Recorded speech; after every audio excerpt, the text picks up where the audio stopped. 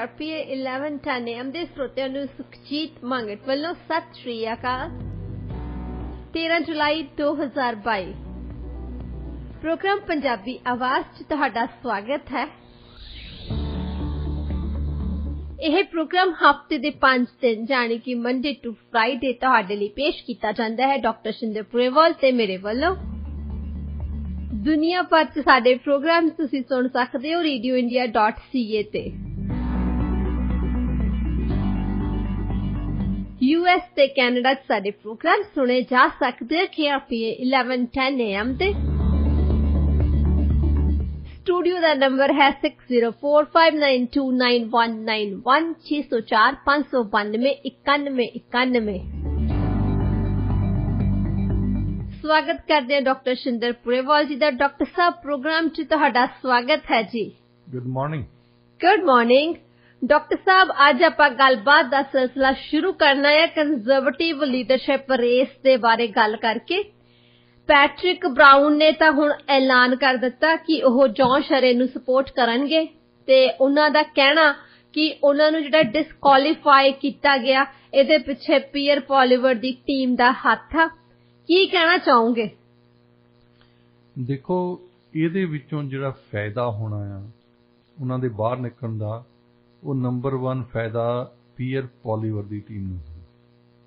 इस करके वो समझे कि एक पुराने बंदे जिहड़े स्टीफन हार्पर दे लॉयलिस्ट आ वो पार्टी नूं कंट्रोल करे बैठे। हाँ जी। ते स्टीफन हार्पर अजकल पब्लिकली कह चुके कि मैं जॉन शरे दे अगेंस्ट हां। हाँ जी। तो उन्होंने किसी ना किसी तरीके दे नाल जॉन शरे दी टीम नूं हराउण लई जिहड़े भी बंदे सैकंड चॉइस उन्होंने देने चाहुंदे सी उन्हां नूं कढण दी कोशिश कीती है।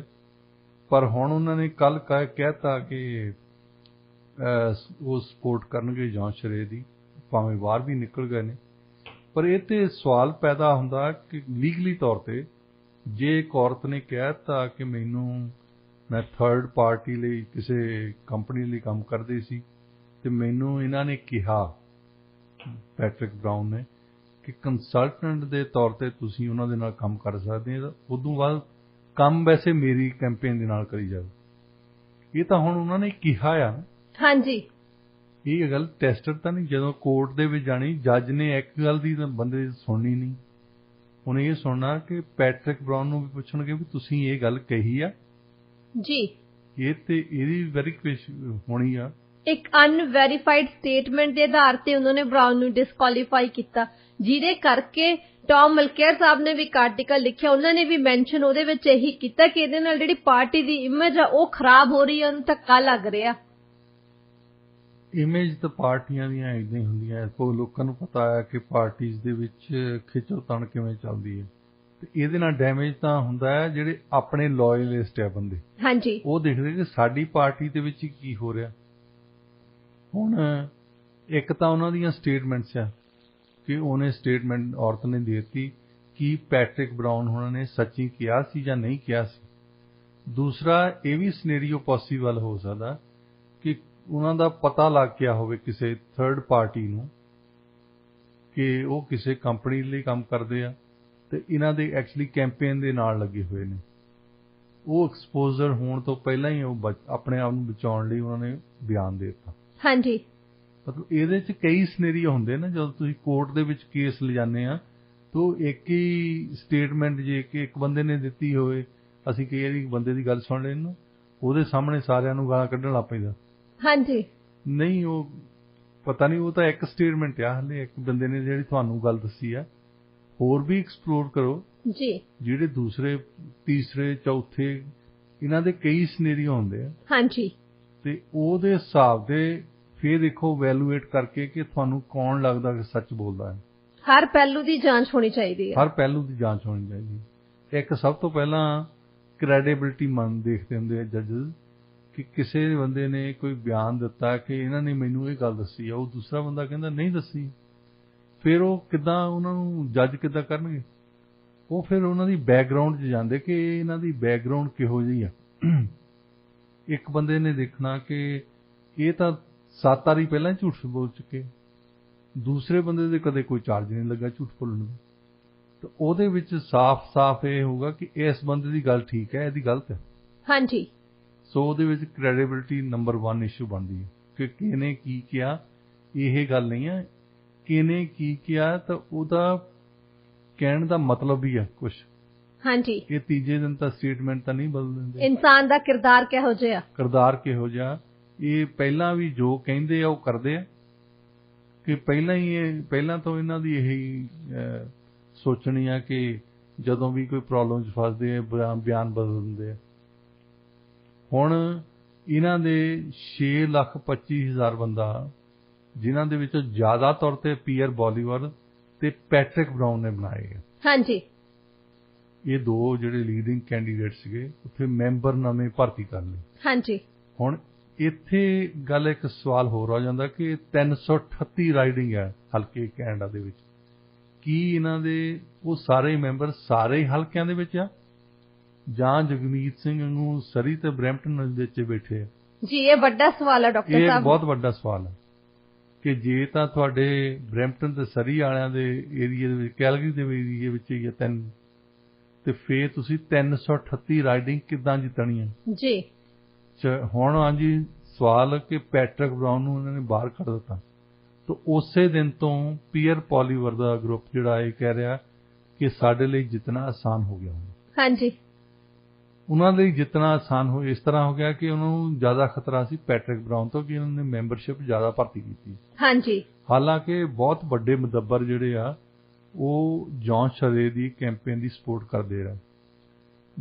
ਸਟੀਫਨ ਹਾਰਪਰ ਤਾਂ ਪੋਲੀਵਰ ਦੇ ਨਾਲ ਹੈ, ਪਰ ਜੌਨ ਸ਼ਰੇ ਦੇ ਨਾਲ ਅੰਟੇਰੀਓ ਦੇ ਪ੍ਰੀਮੀਅਰ ਜਿਹੜੇ ਹੁਣੀ ਜਿੱਤ ਕੇ ਹਟੇ ਆ। ਹਾਂਜੀ। ਇੱਥੇ BC ਦੇ ਵੀ ਜਿਹੜੇ ਇੱਕ ਤਕੜੇ ਕੰਜ਼ਰਵੇਟਿਵ ਲੀਡਰ ਜੌਨ ਰੈਨਲਡਸ, ਉਹ ਜੌਨ ਸ਼ਰੇ ਦੇ ਨਾਲ ਹੈ ਇਸ ਵੇਲੇ। ਪਹਿਲਾਂ ਪੈਟਰਿਕ ਬਰਾਊਨ ਨਾਲ ਹੁੰਦੇ ਸੀ, ਕੱਲ ਹੀ ਉਹਨਾਂ ਦੀ ਈਮੇਲ ਮੈਂ ਦੇਖਦਾ ਸੀ ਕਿ ਕੱਲ ਉਹ ਜੌਨ ਸ਼ਰੇ ਦੇ ਨਾਲ ਚੱਲ ਗਿਆ, ਕਿਉਂਕਿ ਉਹਨਾਂ ਦਾ ਅਸਰ ਪਿਆ। ਉਹਨਾਂ ਦੀ ਸਾਰੀ ਟੀਮ ਜਿਹੜੀ ਆ ਅੱਜ ਕੱਲ੍ਹ ਜੌਨ ਸ਼ਰੇ ਦੇ ਨਾਲ ਕੰਮ ਕਰਦੀ। ਹਾਂਜੀ। ਹੁਣ ਤੁਸੀਂ ਜੇ ਆਪ ਡਿਸਾਈਡ ਕਰਦੇ ਆ ਕਿਸੇ ਦੇ ਨਾਲ ਜਾਣ ਨੂੰ, ਕੀ ਤੁਸੀਂ ਆਪਣਾ ਸਾਰਾ ਹੀ ਗਰੁੱਪ ਲਿਜਾ ਸਕਦੇ ਨਾਲ? ਇਹ ਵੱਡਾ ਸਵਾਲ ਪੈਦਾ ਹੁੰਦਾ। ਜੀ ਬਿਲਕੁਲ। ਕੀ ਤੁਹਾਡੇ ਗਰੁੱਪ ਤੇ ਇੰਨਾ ਗ੍ਰਿਪ ਹੈਗਾ ਕਿ ਤੁਸੀਂ ਸਾਰਿਆਂ ਨੂੰ ਕਨਵਿੰਸ ਕਰੋ ਕਿ ਜਦੋਂ ਤੁਹਾਡਾ ਲੀਡਰ ਚੱਲ ਗਿਆ, ਮੇਨ ਬੰਦਾ ਚੱਲ ਗਿਆ ਦੂਜੇ ਪਾਸੇ, ਬਹੁਤੇ ਬੰਦੇ ਤਾਂ ਇਹੀ ਸੋਚਦੇ ਕਿ ਅਸੀਂ ਫਿਰ ਜਿਹਦੇ ਮਰਜ਼ੀ ਹੈ ਜੀ, ਸਾਡੇ ਵੱਲੋਂ ਪੈਟਰਿਕ ਬਰਾਊਨ, ਪੀਅਰ ਪੋਲੀਵਰ ਹੋਵੇ, ਸਾਡੇ ਵੱਲੋਂ ਹੋਰ ਲੂਇਸ ਵਰਗੇ ਉੱਥੇ ਕਈ ਆ ਕੈਂਡੀਡੇਟ ਅਜੇ ਵੀ ਜਿਨ੍ਹਾਂ ਵੱਲ ਜਾ ਸਕਦੇ ਆ। ਹਾਂਜੀ। ਦੂਸਰੀ ਚੁਆਇਸ ਉਹਨਾਂ ਦੀ ਕਿਹੜੀ ਹੋ? ਵੱਡੀ ਗੱਲ ਇਹ ਹੁੰਦੀ ਹੈ ਕਿ ਉਹ ਜਿਨ੍ਹਾਂ ਦਾ ਲੀਡਰ ਜਾਂਦਾ ਲੱਗਾ ਨਾ, ਉਹਨਾਂ ਦੇ ਮਨ ਦੇ ਵਿੱਚ ਹੁੰਦਾ, ਉਹਨਾਂ ਦੀ ਦਿਲਚਸਪੀ ਹਟ ਜਾਂਦੀ। ਹਾਂਜੀ। ਉਹ ਵੋਟ ਪਾਉਣਗੇ, ਕਿਉਂਕਿ ਵੋਟ ਤਾਂ ਵੈਸੇ ਇਹਨਾਂ ਨੇ ਘਰੋਂ ਬੈਠਿਆਂ ਨਹੀਂ ਪਾਉਣੀ ਆ, ਪਰ ਘਰੋਂ ਬੈਠਿਆਂ ਵੀ ਬਹੁਤੇ ਬੰਦੇ ਜਿਹੜੇ ਇੱਕ ਚੈੱਕ ਵਾਲੀ ਦੇਖਦੇ ਹੁੰਦੇ ਆ ਵੀ ਚੈੱਕ ਵਾਲੀ ਜਿਹੜੀ ਮੇਲ ਖੋਲਦੇ ਆ, ਬਾਕੀ ਦੀ ਘਰ ਵਿੱਚ। ਹਾਂਜੀ। ਕਈ ਵਾਰ ਕਈ ਮੈਂਬਰ ਤਾਂ ਇਦਾਂ ਦੇ ਹੋਣੇ ਆ ਜਿਨ੍ਹਾਂ ਨੇ ਸਿੱਧੀ ਚੱਕਣੀ ਤਾਂ ਘਰ ਵਿੱਚ। ਬਹੁਤ ਘੱਟ ਬੰਦੇ ਆ ਜਿਹੜੇ ਐਕਚੁਅਲੀ ਦੇਖਦੇ ਆ, ਔਰ ਉਹ ਸੌਖੀ ਨਹੀਂ ਆ। ਤੁਸੀਂ ਉਹਦੇ 2-3 ਤਰੀਕੇ ਦੇ ਆ। ਇੱਕ ਤੇ ਤੁਸੀਂ ਇਹ ਵੈਰੀਫਾਈ ਕਰਨਾ ਕਿ ਤੁਸੀਂ ਆ ਉਹ ਬੰਦੇ ਜਿਨ੍ਹਾਂ ਨੂੰ ਭੇਜਿਆ, ਉਹਦੇ ਨਾਲ ਤੁਸੀਂ ID ਪ੍ਰੂਫ ਦਿਓ, ਇੱਕ ਕੋਈ ਡਰਾਈਵਰ ਲਾਇਸੈਂਸ। ਜੇ ਤੁਸੀਂ ਪਾਸਪੋਰਟ ਦੀ ID ਦੇ ਰਹੇ ਨਾਲ ਇੱਕ ਹੋਰ ID ਲਾਉਣੀ ਪੈਂਦੀ ਹੈ। ਕੀ ਇੰਨੀ ਤਕਲੀਫ ਕਰਕੇ ਕੋਈ ਸੱਚੀ ਵੋਟ ਪਾਉਣ ਦੇ ਕੌਣ ਜੋਗਾ ਹੈਗਾ? ਸਿਕਿਉਰਿਟੀ ਚੈੱਕ ਚੋਂ ਲੰਘਣਾ ਪੈਂਦਾ। ਇਹ ਮਤਲਬ ਆਪਣੇ ਆਪ ਹੀ ਕਰਨਾ ਪੈਂਦਾ, ਪਰ ਥੋੜਾ ਜਿਹਾ ਕਰਨਾ ਤਾਂ ਪੈਂਦਾ, ਕੁਛ ਨਾ ਕੁਛ ਤਾਂ ਕਰਨਾ ਪੈਂਦਾ ਨਾ ਵੋਟਰ ਨੂੰ। ਹਾਂਜੀ ਹਾਂਜੀ। ਤੇ ਬਹੁਤੇ ਬੰਦੇ ਇੰਨੀ ਤਕਲੀਫ ਨਹੀਂ ਲੈਂਦੇ। ਹਾਂਜੀ। ਜਿਹਦੇ ਵਿੱਚ ਉਹਨਾਂ ਦੀ ਦਿਲਚਸਪੀ ਕੋਈ ਨਾ ਹੋਵੇ। ਜੀ।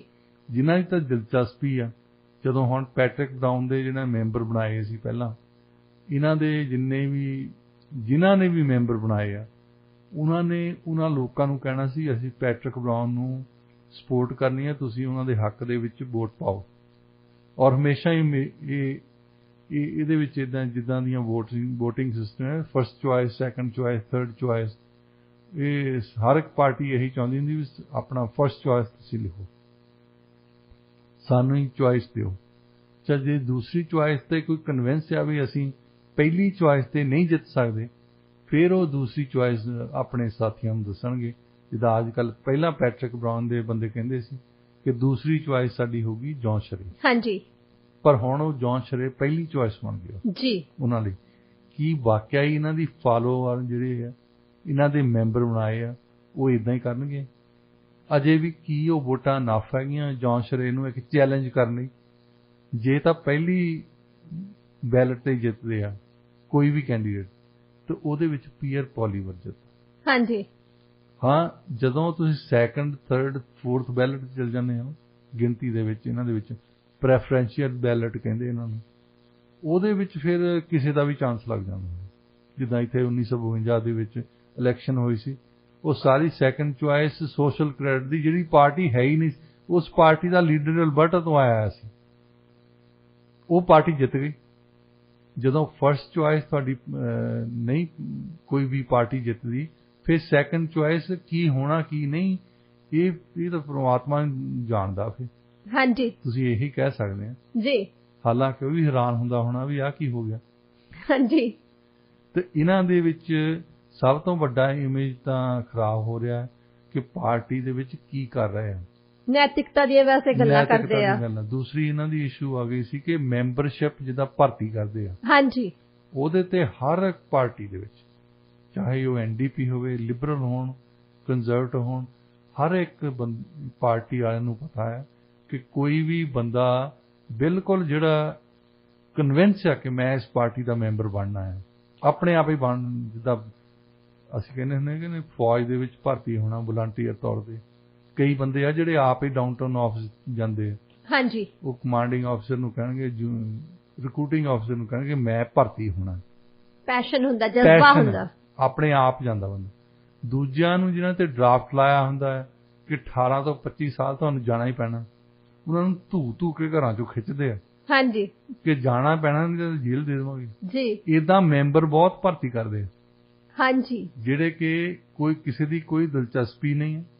ਉਹਨਾਂ ਨੂੰ ਇਹ ਵੀ ਕਹਿੰਦੇ ਆ ਕਿ ਚੱਲ ਤੂੰ ਵੀਜ਼ਾ ਆਪਣਾ ਦੇ ਦੇ, ਅਸੀਂ ਤੈਨੂੰ ਪੈਸੇ ਦੇ ਦੇਵਾਂਗੇ, ਕੈਸ਼ ਦਿੰਦੇ ਵੀ ਆ, ਹਾਂਜੀ। ਸਾਰੀਆਂ ਪਾਰਟੀਆਂ ਨੂੰ ਇਹਦਾ ਪਤਾ ਹੈ ਜੀ, ਬਿਲਕੁਲ। ਇਹ ਇਦਾਂ ਦੀ ਗੱਲ ਹੈ ਵੀ ਜਿਹੜੇ ਕਹਿੰਦੇ ਹੁੰਦੇ ਇਹ ਉਹ ਸੀਕ੍ਰੇਟ ਹੈ ਜਿਹਦਾ ਹਰ ਇੱਕ ਨੂੰ ਪਤਾ ਹੈ, ਹਾਂਜੀ, ਓਪਨ ਸੀਕ੍ਰੇਟ ਇਹਦਾ ਦਾ। ਅੱਛਾ, ਦੂਸਰੀ ਗੱਲ ਜਿਹੜੀ ਆ ਪੈਟਰਿਕ ਬਰਾਊਨ ਦੀ ਆਈ ਹੈ ਨੇ ਕਿ ਉਹ ਔਰਤ ਕੰਮ ਕਰਦੀ ਸੀ ਐਕਚੁਅਲੀ ਕੈਂਪੇਨ ਤੇ, ਪਰ ਕਿਸੇ ਕੰਪਨੀ ਵੱਲੋਂ ਫਿਰ ਪੇਮੈਂਟ ਮਿਲ ਰਹੀ ਸੀ। ਇਹ ਕੋਈ ਨਵੀਂ ਜੱਗੋਂ 13ਵੀਂ ਗੱਲ ਨਹੀਂ ਹੈ, ਇੱਥੇ ਸਾਰੀਆਂ ਹੀ ਪਾਰਟੀਆਂ ਇਦਾਂ ਕਰਦੀਆਂ ਤੇ ਸਾਰੀਆਂ ਹੀ ਪਾਰਟੀਆਂ ਵਾਲੇ ਹਾਂ ਸਹੁੰ ਖਾ ਕੇ ਮੁੱਕਰ ਜਾਣ ਤਾਂ ਜੁਦੀ ਗੱਲ ਹੈ, ਜੇ ਝੂਠ ਹੀ ਬੋਲਣਾ ਤਾਂ ਇਹ ਜੁਦੀ ਗੱਲ ਹੈ। ਪਰ ਸਾਰੀਆਂ ਪਾਰਟੀਆਂ ਦੇ ਬੰਦਿਆਂ ਨੂੰ ਪਤਾ ਜਿਹੜੇ ਪਾਰਟੀ ਦੇ ਵਿੱਚ ਇਨਵੋਲਵ ਹੈ ਕਿ ਜਿੰਨੇ ਹੀ ਵਲੰਟੀਅਰ ਇਹਨਾਂ ਦੇ ਕੰਮ ਕਰਦੇ ਹੁੰਦੇ ਆ ਇਲੈਕਸ਼ਨ ਵਿੱਚ ਜਾਂ ਲੀਡਰਸ਼ਿਪ ਇਲੈਕਸ਼ਨ ਵੇਲੇ, ਸਾਰੇ ਦੇ ਸਾਰੇ ਕੀ ਵਲੰਟੀਅਰ ਉਹ ਕਿਸੇ ਨਾ ਕਿਸੇ ਪਾਰਟੀ ਨਾਲ ਕੰਮ ਕਰਦੇ, ਕਿਉਂਕਿ ਇਹਨਾਂ ਦੇ ਕੈਂਪੇਨ ਦੇ ਕੋਲ ਬਹੁਤ ਘੱਟ ਪੈਸੇ ਹੁੰਦੇ, ਜਿਹੜੇ ਇੰਨੇ ਬੰਦੇ ਜ਼ਿਆਦਾ ਹੁੰਦੇ ਆ, ਪੈਸੇ ਘੱਟ ਹੁੰਦੇ, ਸੋ ਉਹਨਾਂ ਸਾਰਿਆਂ ਨੂੰ ਤਨਖਾਹਾਂ ਨਹੀਂ ਦੇ ਸਕਦੇ। ਉਹ ਮੈਨੂੰ ਕਹਿਣਗੇ, ਤੁਹਾਨੂੰ ਕਹਿਣਗੇ ਕਿ ਤੁਹਾਡੇ ਕੋਲ ਆਪਣੀ ਜਿਪਰਕ ਕੰਪਨੀ ਹੈ ਜੀ, ਤੁਹਾਡੇ ਕੋਲ ਆਹ ਕੰਪਨੀ ਹੈ, ਤੁਹਾਡੇ ਕੋਲ ਟਰੱਕਿੰਗ ਕੰਪਨੀ ਹੈ, ਤੁਸੀਂ ਇਹਨੂੰ ਆਹ 2-3 ਮਹੀਨਿਆਂ ਲਈ ਇੰਪਲੋਇਮੈਂਟ ਦੇ ਦਿਓ। ਹਾਂ, ਉਹ ਬੰਦਾ ਸਪੋਰਟਰ ਹੁੰਦਾ ਹੈ, ਉਹ ਕਹਿੰਦਾ ਕੋਈ ਗੱਲ ਨਹੀਂ, ਇਹ ਤੁਹਾਨੂੰ ਅਸੀਂ ਇੱਕ ਬੰਦਾ ਦੇ ਦਿੰਦੇ ਹਾਂ ਜਿਹਨੂੰ ਅਸੀਂ ਤਨਖਾਹ ਦਿੰਦੇ ਹਾਂ, ਪਰ ਤੁਹਾਡੇ ਕੈਂਪੇਨ ਤੇ ਕੰਮ ਕਰੂਗਾ ਜੀ। ਸੋ ਜੋ ਔਰਤ ਨੇ ਕਿਹਾ ਵੀ ਉਹ ਵੀ ਜੱਗੋਂ 13ਵੀਂ ਗੱਲ ਨਹੀਂ ਹੈ, ਕੋਈ ਨਵੀਂ ਗੱਲ ਨਹੀਂ ਹੈ, ਇਹ ਇਦਾਂ ਹੁੰਦਾ ਹੀ ਆਇਆ। ਤਾਂ ਹੀ ਮੈਂ ਗੱਲ ਕਰਦਾ ਸੀ ਕਿ ਉਹਨਾਂ ਦੇ ਯੂਕੇ ਦੀ ਕੰਜ਼ਰਵੇਟਿਵ ਪਾਰਟੀ ਦੇ ਵਿੱਚ ਉਹਨਾਂ ਨੇ ਸਮਾਂ ਹੀ ਨਹੀਂ ਦਿੱਤਾ ਇਦਾਂ ਕਿ ਕਿਸੇ ਦੀ ਖਰੀਦੋ ਫਰੋਖਤ ਇੱਧਰੋਂ ਉੱਧਰੋਂ ਹੋਵੇ, ਨਵੀਆਂ ਮੈਂਬਰਸ਼ਿਪ ਵੇਚਣ। ਮੈਂਬਰਸ਼ਿਪ ਤਾਂ ਉਹੀ ਹੋਣੀ ਚਾਹੀਦੀ ਹੈ। ਉਹਨਾਂ ਨੇ ਕਿਹਾ ਕਿ 3 ਮਹੀਨੇ ਪਹਿਲਾਂ ਮੈਂਬਰ ਬਣਿਆ ਹੋਣਾ ਚਾਹੀਦਾ। ਇੱਥੇ ਵੀ ਕੰਡੀਸ਼ਨ ਤਾਂ ਲਾਈ ਹੁੰਦੀ ਹੈ, ਪਰ ਜਿਹੜੇ 6-7 ਮਹੀਨੇ ਦਿੰਦੇ ਆ ਨਾ ਉਹਨੂੰ, ਉਹਨਾਂ ਦੇ ਵਿੱਚ ਉਹਨਾਂ ਨੇ ਜਿਹੜੇ ਬੰਦੇ ਭਰਤੀ ਕੀਤੇ ਹੁੰਦੇ ਉਹਨਾਂ ਦਾ ਐਡਰੈਸ ਕਿਸੇ ਦਾ ਕੋਈ ਨਹੀਂ ਹੈ, ਕਈ ਬੰਦੇ ਮਰੇ ਹੋਏ ਹੁੰਦੇ ਆ, ਮਿਸਿੰਗ ਇਨਫੋਰਮੇਸ਼ਨ ਹੁੰਦੀ ਹੈ। ਤੁਸੀਂ ਹੈਰਾਨੀ ਹੋਊਗੀ ਕਿ ਕਈਆਂ ਪਾਰਟੀਆਂ ਨੇ ਉਹ ਬੰਦੇ ਮੈਂਬਰ ਬਣਾਏ ਆ ਜਿਹੜੇ ਐਕਚੁਅਲੀ ਮਰੇ ਹੋਏ ਸੀ। ਜਦੋਂ ਇਨਵੈਸਟੀਗੇਸ਼ਨ ਕੀਤੀ ਗਈ ਪਤਾ ਲੱਗਾ ਕਿ ਇਹ ਬੰਦਾ ਤਾਂ ਹੈ ਹੀ ਨਹੀਂ। ਇਹ ਬੰਦਾ ਜਿਸ ਵੇਲੇ ਇੱਥੇ ਇਲੈਕਸ਼ਨ ਹੁੰਦੀ ਸੀ ਉਦੋਂ ਤਾਂ ਇੰਡੀਆ ਤੁਰੇ ਫਿਰਦਾ ਸੀ, ਮਤਲਬ ਕਿਸੇ ਬੰਦੇ ਨੇ ਹੋਰ ਨੇ ਪੈਸੇ ਦੇ ਕੇ ਬਣਾਤਾ। ਹਾਂਜੀ, ਇਹ ਗੱਲਾਂ ਹਰ ਇੱਕ ਪਾਰਟੀ ਦੀ ਲੀਡਰਸ਼ਿਪ ਵੇਲੇ, ਹਰ ਇੱਕ ਪਾਰਟੀ ਦੀ ਨੋਮੀਨੇਸ਼ਨ ਵੇਲੇ ਇਹ ਸਭ ਕੁਝ ਹੁੰਦਾ। ਤੇ ਇਹ ਤੇ ਹੈਰਾਨੀ ਪ੍ਰਗਟ ਕਰਨੀ ਇਹ ਡਰਾਮਾ ਹੈ। ਇੱਕਦਮ ਫਿਰ ਸੁਣ ਹੈ ਇਹ ਕੀ ਹੋ ਗਿਆ, ਸਾਡੀ ਪਾਰਟੀ 'ਚ ਇੱਦਾਂ ਕਿੱਦਾਂ ਹੋ ਗਿਆ, ਸਾਡੀ ਪਾਰਟੀ 'ਚ ਇੱਦਾਂ ਕਿੱਦਾਂ ਹੋ ਗਿਆ। ਨਹੀਂ ਵੈਸੇ ਡਾਕਟਰ ਸਾਹਿਬ ਪੋਲਿਟਿਕਸ ਹੈ ਤਾਂ ਇੱਕ ਡਰਾਮਾ ਹੀ ਆ, ਕਿਉਂਕਿ ਜਦੋਂ ਕੋਈ ਵੀ ਮੁੱਦਾ ਕਈ ਵਾਰੀ ਸਾਹਮਣੇ ਆਉਂਦਾ ਇਹ ਵੀ ਤਾਂ ਕਿਹਾ ਜਾਂਦਾ ਅਕਸਰ ਕਿ ਸਾਨੂੰ ਨੌਲੇਜ ਨਹੀਂ ਸੀ, ਸਾਨੂੰ ਪਤਾ ਹੀ ਨਹੀਂ ਸੀ। ਤੁਸੀਂ ਦੇਖੋ ਹੁਣ ਜਿਹੜੇ ਪਹਿਲਾਂ ਲੋਕੀ ਐਂਟਰਟੇਨਮੈਂਟ ਇੰਡਸਟਰੀ 'ਚ ਹੁੰਦੇ ਸੀ ਉਹ ਪੰਜਾਬ ਨੂੰ ਸੰਭੀ ਬੈਠੇ ਨੇ। ਹਾਂਜੀ, ਜਿਹਨੇ ਉਹਨਾਂ ਨੇ ਇਹੀ ਦੇਖ ਲਿਆ ਕਿ ਡਰਾਮਾ ਹੀ ਇਹ ਕਰਦੇ, ਡਰਾਮਾ ਅਸੀਂ ਤਾਂ ਵੈਸੇ ਹੀ ਸਟੇਜਸ ਤੇ ਕਰਦੇ ਹਾਂ। ਹਾਂਜੀ, ਵਧੀਆ ਡਰਾਮਾ ਤਾਂ ਅਸੀਂ ਕਰ ਸਕਦੇ ਹਾਂ ਜੀ। ਹੁਣ ਜਸਟਨ ਟਰੂਡੋ ਹੁਣੀ ਤਾਂ ਟੀਚਰ ਰਹੇ ਆ ਡਰਾਮੇ ਦੇ। ਹਾਂਜੀ, ਇਹ ਵਧੀਆ ਡਰਾਮਾ ਕਰ ਸਕਦੇ ਦੂਜਿਆਂ ਨੂੰ ਜੀ, ਔਰ ਕਰਦੇ ਵੀ ਅੱਜ ਤਾਈਂ। ਇਹ ਅੱਜ ਕੱਲ ਪੜ੍ਹਦਾ ਸੀ ਮੈਂ, ਵਾਸ਼ਿੰਗਟਨ ਪੋਸਟ ਨੇ ਨਾ ਇੱਕ ਐਡੀਟੋਰੀਅਲ ਲਿਖਿਆ ਹੈ, ਅਪੋਲੋਜੀ ਕੀਤੀ ਇਹਨਾਂ ਨੇ ਹੁਣੇ ਜਾਏ, ਉਹਨਾਂ ਨੇ ਅਪੋਲੋਜੀ ਕਮੇਟੀ ਤੇ ਐਕਚੁਅਲੀ ਐਡੀਟੋਰੀਅਲ ਲਿਖਿਆ ਹੈ। ਉਹ ਜਿਹੜੀ ਇਹਨਾਂ ਨੇ ਕਮੇਟੀ ਬਣਾਈ ਸੀ 22 ਮੈਂਬਰੀ ਕਮੇਟੀ ਤੇ ਐਡੀਟੋਰੀਅਲ ਲਿਖਿਆ। ਉਹ ਕਹਿੰਦੇ ਵੀ ਜੇ ਸਭ ਤੋਂ ਸਸਤੀ ਚੀਜ਼ ਮਿਲਦੀ ਹੈ ਕੈਨੇਡਾ ਦੇ ਵਿੱਚ ਤਾਂ ਉਹਨਾਂ ਦੀ ਪ੍ਰਧਾਨ ਮੰਤਰੀ ਦੀ ਜੇਬ ਦੇ ਵਿੱਚ ਅਪੋਲੋਜੀਜ਼ ਬਹੁਤ ਹੈ। ਮਤਲਬ ਤਕਰੀਬਨ ਹਰ ਸਾਲ ਦੇ ਵਿੱਚ ਇੱਕ ਅਪੋਲੋਜੀ ਦੇ ਦਿੰਦੇ। ਹਾਂਜੀ, ਇਹਨਾਂ ਨੂੰ 40-50 ਸਾਲ ਦਿਓ ਤਾਂ ਮੇਰਾ ਖਿਆਲ ਨਹੀਂ ਕਿ ਕੈਨੇਡਾ ਦੇ ਵਿੱਚ ਬੰਦਾ ਰਹੂਗਾ ਜਿਹੜਾ ਇਹ ਕਹੇ ਕਿ ਮੇਰੇ ਗਰੁੱਪ ਨੂੰ ਨਹੀਂ ਅਪੋਲੋਜਾਈਜ਼ ਕੀਤਾ ਇਹਨੇ, ਮੈਂ ਸੌਰੀ ਨਹੀਂ ਕਿਹਾ। ਤੇ ਸੌਰੀ ਕਰਨਾ ਪਰਨਾਲਾ ਉੱਥੇ ਦਾ ਉੱਥੇ ਹੀ ਆ।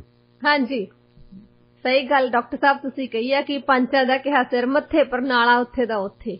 ਹੁਣ ਆਹ ਜਿਹੜੀ ਫਰਾਡ ਦੀ ਗੱਲ ਕਰਦੇ ਆ, ਲੀਡਰਸ਼ਿਪ ਦੀ ਰੇਸ ਦੀ ਗੱਲ ਕਰਦੇ ਆ, ਸਾਰੀਆਂ ਪਾਰਟੀਆਂ ਏਦਾਂ ਕਰਦੀਆਂ।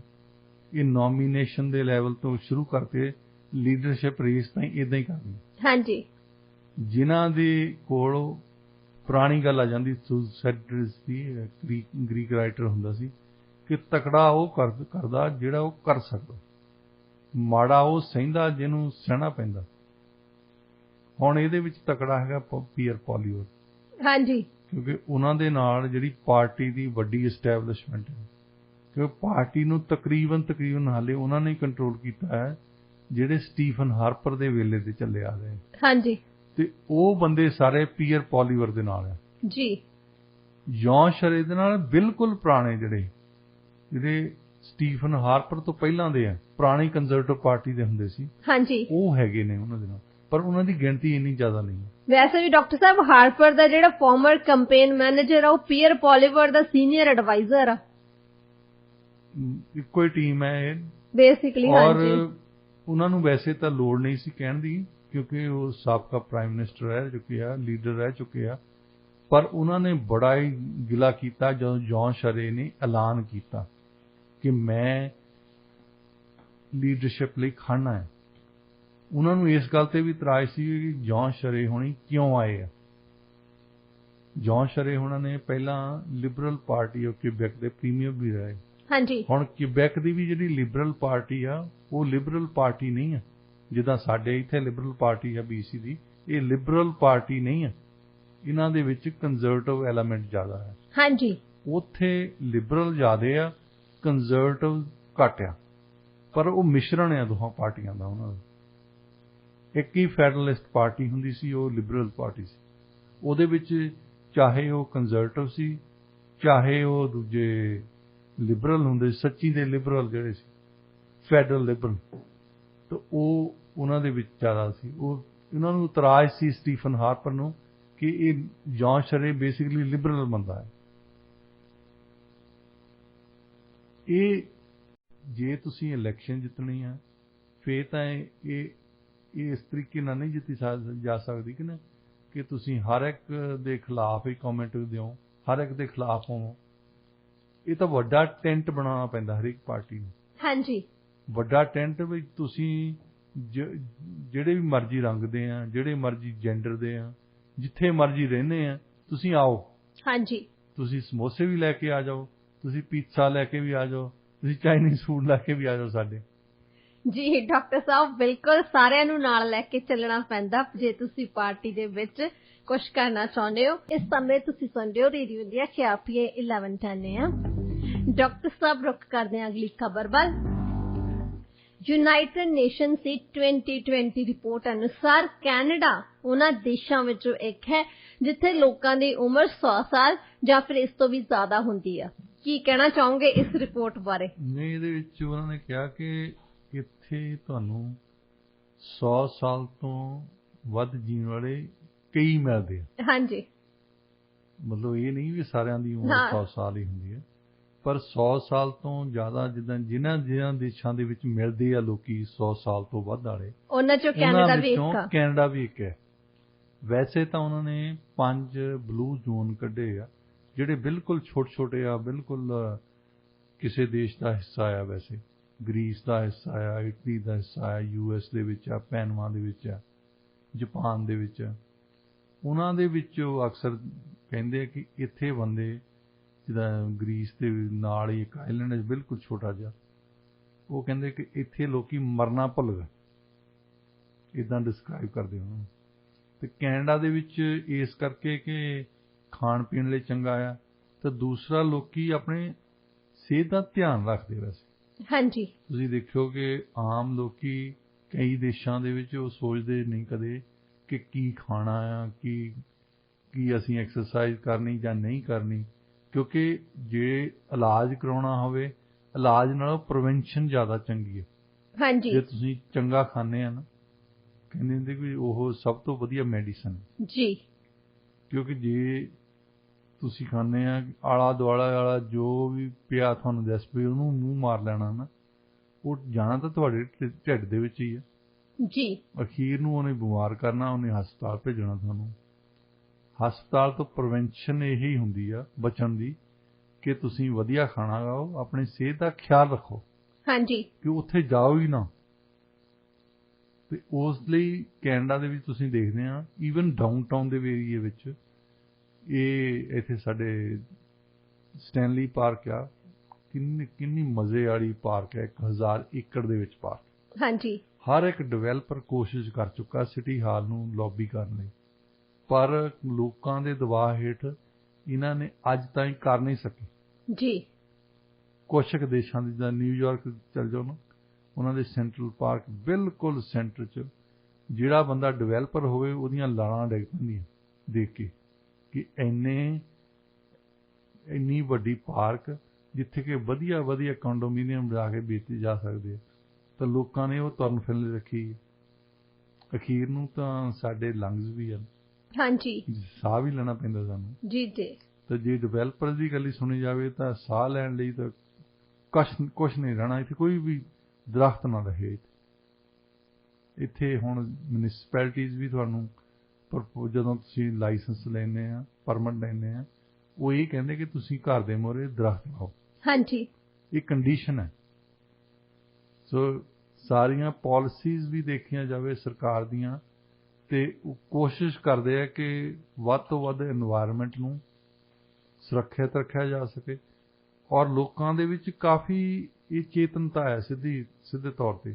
ਕੈਨੇਡਾ ਦੇ ਵਿੱਚ ਤੁਸੀਂ ਦੇਖਦੇ ਹੋ, ਤੁਸੀਂ ਹਿੰਦੁਸਤਾਨ ਜਾਣੇ, ਮੈਂ ਦੇਖਿਆ ਪਿੰਡਾਂ ਦੇ ਵਿੱਚ ਵੀ 5-5, 7-7 ਗੋਲੀਆਂ ਤਾਂ ਖਾ ਲੈਣਗੀਆਂ, ਉਹਨਾਂ ਨੇ ਤੁਰਨਾ ਨਹੀਂ, ਵਾਕ ਨਹੀਂ ਕਰਨੀ, ਨਾ ਕੰਮ ਕਰਨਾ ਹੈ।